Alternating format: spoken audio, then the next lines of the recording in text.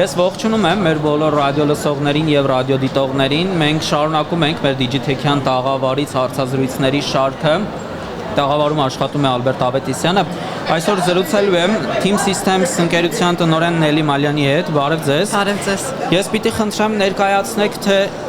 ինչ նոր լուծումներով եք Digitech-ում ներկայացված եւ առհասարակ Team Systems-ը ինչ ունի ներկայացնելու հանրությանը։ Սիրով Բարև ձեզ, ողջունում ենք ձեզ եւ բոլորիս մեր ամենաթեժ ու ամենահետաքրքիր տեխնոլոգիական իվենթին Digitech-ին։ Այս տարի Digitech-ում մենք ներկայացնում ենք մեր խելացի տան եւ խելացի տարածքի լուծումները։ Առհասարակ Team Systems-ը զբաղվում է ինժեներական ու տեխնոլոգիական ծառայությունների ամբողջական սպեկտրով։ Մենք իրականացնում ենք էլեկտրասնուցման ծառայություններ, նախագծում ենք եւ իրականացնում ենք պրոյեկտներ, ցածրահոս համակարգեր, դրանք են տեսահսկում, մուտքի վերահսկում, աուդիո-վիդեո համակարգեր, IT ենթակառուցվածքներ ենք կառուցում մեր գործընկերների հետ, որոնք են համաշխարհային միջազգային բրենդերը, դրանք են HP-ն, Lenovo-ն, Dell-ը եւ շատ նեղուղվածության բրենդեր։ Եվ որպես մեր B2C լուծում, այս բոլորը ավելի շատ B2B ոլորտում են գտնվում, իսկ որպես մեր B2C լուծում դա խելացի տներն են։ Ինչի մասին են խելացի տները, երևի շատերս լսել ենք, բայց ավելի բացատրենք sense մարդավարի լեզվով ինչ է խելացի տունը։ Երբեմն մարդիկ շփոթում են, ասում են էկո տներ եւ այլն։ Խելացի տունը սա այսպես ասած մի երևույթ է, երբ որ տան բոլոր ինժեներական համակարգերը համակցված են, աշխատում են մի հարթակում, եւ դու կարող ես կառավարել քո տունը մի հրահանգով, նույնիսկ ձայնային հրահանգի միջոցով, մի հպումով կամ հեռահար, երբ դու նույնիսկ տանը չես։ Ինչի մասին է սա, ոչ միայն հեռահար կառավարման կամ ձայնային կառավարման, այլ նաեւ նրա մասին, որ տունը կարող է ինքն իրեն կառավարել։ Գոյություն ունեն տարբեր սցենարներ, որոնք մենք տան տիրոջ հետ միասին նախորոք ֆիքսում ենք եւ դրանք ժամանակի ընթացքում կարող են փոխվել։ Այդ սցենարներին համաձայն տունն ինքն իրեն կառավարում է։ Օրինակ, չգիտեմ, մի օրինակ բերեմ, բարի լույս սցենարի միջոցով տունը ինքն իրեն արթնացնում է, բացվում են վարագույրները, միացվում է երաժշտությունը, լուսավորությունը, կարգավորվում է կլիման։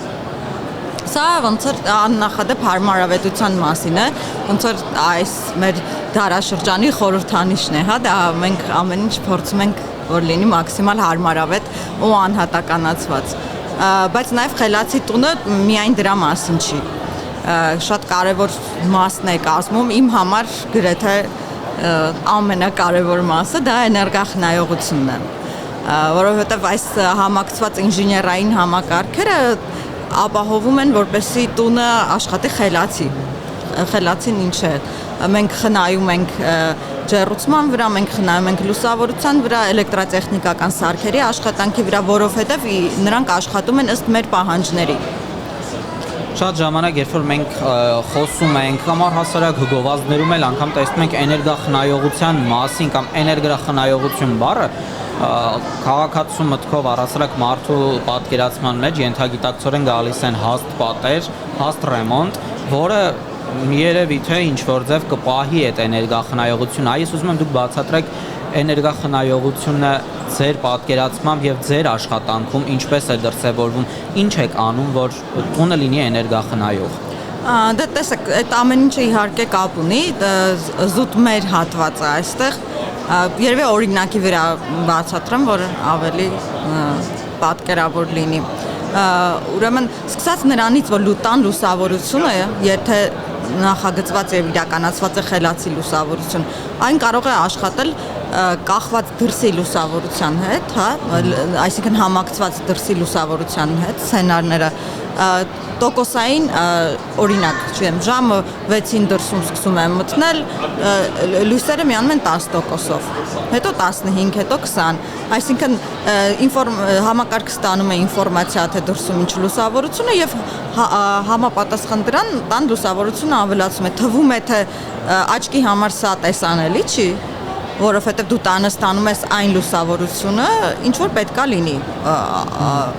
Կարելի ասել մեր տան ապրողը անընդհատ զգում է որ ներսում դեռ լույս է։ Ներսում լույս է, դու չես զգում որ տոկոսային աճ տեղի ունենում կամ նվազում է տեղի ունենում, նույնը ջեռուցման հետ կապված եւ վարակույրների դրսում հատուկ սենսորային տվիչներ գոյություն ունեն եւ այլն, դրսում չափվում է ջերմաստիճանը, ըստ անհրաժեշտության բացվում են պատուհանները, ըստ անհրաժեշտության բացվում են վարակույրները, երբ որ որպեսզի արևը ներխուժի ներս, հա, հետո ջեռուցումը նվազեցվում է, այդ ամենը ավտոմատ է արվում։ Հետո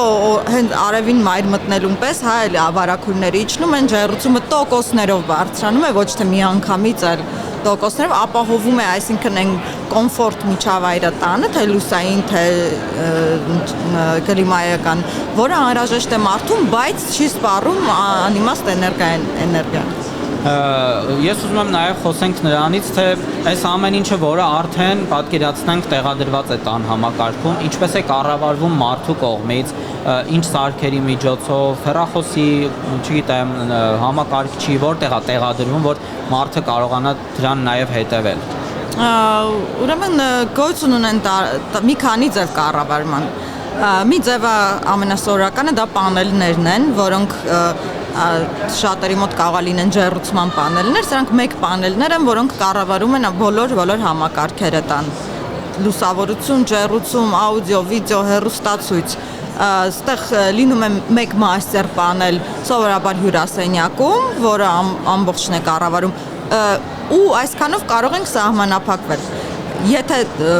մարդն ունի ցանկություն, կարող են փոքր պանելներ տեղավորվել տարբեր սենյակներում, բայց դրանք պարտադիր չեն։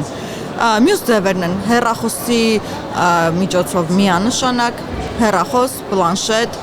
նաև ձայնային օգնականների միջոցով։ Ալեքսա, Ալիսա, բոլորը ինտեգրվում են, կարող են կառավարվել։ Ամենահետաքրքիր մասերից մեկը երևի այդ հեռախոսի միջոցով հեռահար կառավարումն է,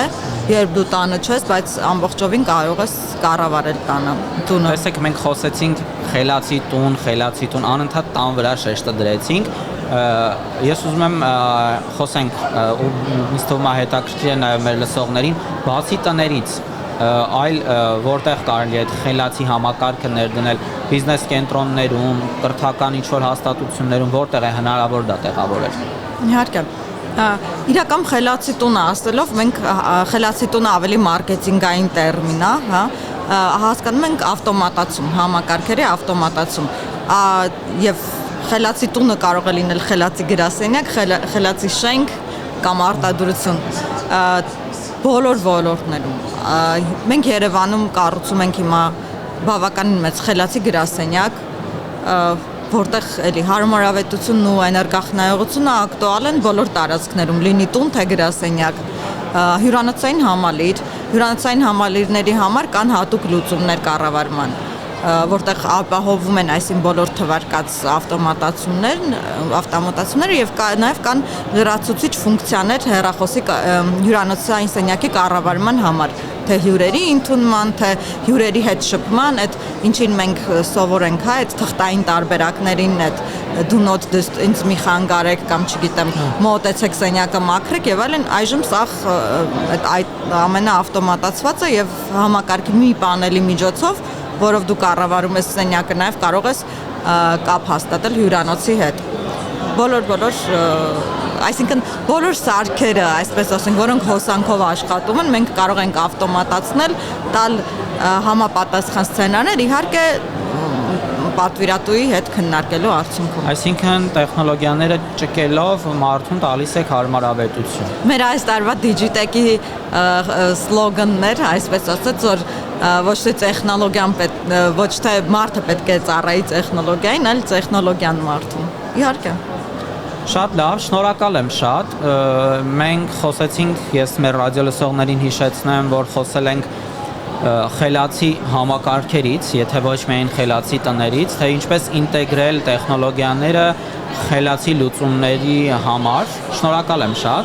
Ես հիշեցնեմ, որ դուք